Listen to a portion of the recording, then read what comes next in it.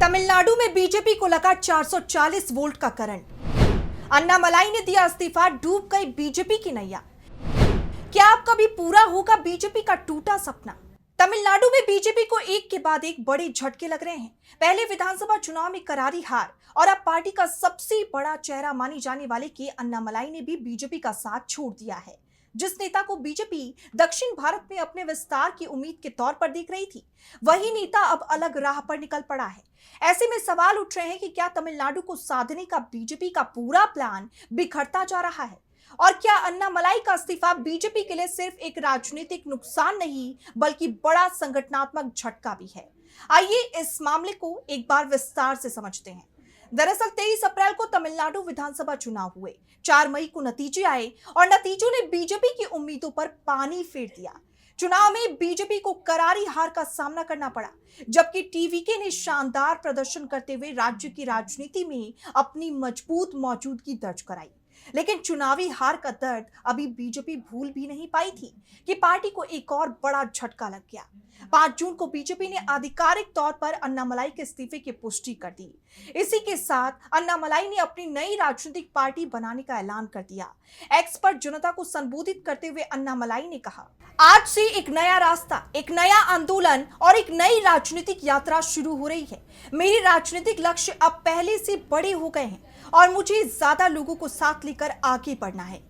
BJP में रहते हुए मैंने कभी भी तमिलनाडु की पहचान, संस्कृति और राज्य के जल अधिकारों जैसे मुद्दों पर समझौता नहीं किया। बीजेपी छोड़ने के अपने फैसले को लेकर उन्होंने आगे कहा कि यह फैसला उन्होंने अपनी पूरी गरिमा और सम्मान के साथ लिया है, ताकि तमिलनाडु में एक नई तरह की राजनीति की शुरुआत की जा सके।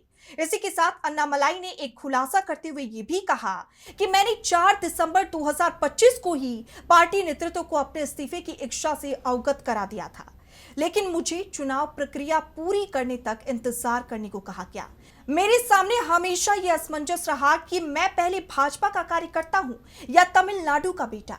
आखिरकार मैंने अपने रास्ते पर आगे बढ़ने का फैसला किया। अब मेरी नई राजनीतिक पार्टी आगामी तमिलनाडु विधानसभा चुनाव में हिस्सा लेगी। यानी जिस तरह नेता को बीजेपी तमिलनाडु में अपना सबसे मजबूत चेहरा मानती थी, वो अब सीधे तौर पर बीजेपी के खिलाफ राजनीतिक मैदान में उतरने की तैयारी कर रहा है। इससे बीजेपी की मुश्किलें और बढ़ सकती हैं।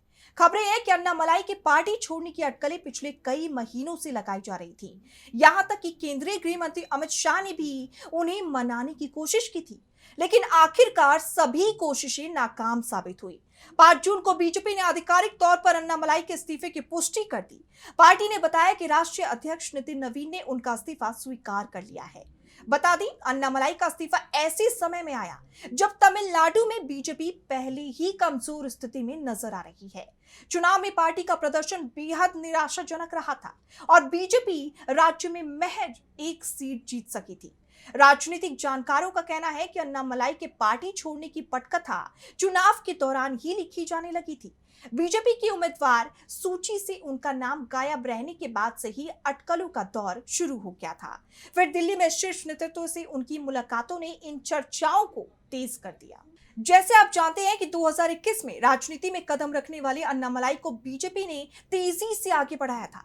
चुनाव हारने के बावजूद उन्हें तमिलनाडु बीजेपी का अध्यक्ष बनाया गया और 3 साल तक उन्होंने पार्टी का नेतृत्व किया।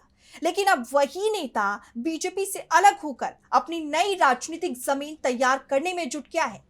फिलहाल तमिलनाडु में बीजेपी पहले ही चुनावी झटके से जूझ रही थी और अब उसके सबसे बड़े क्षेत्रीय चेहरे का पार्टी छोड़ना नई चुनौती बन गया है। सवाल यह है कि क्या अन्नामलाई की नई पार्टी बीजेपी के वोट बैंक में सेंध लगाएगी?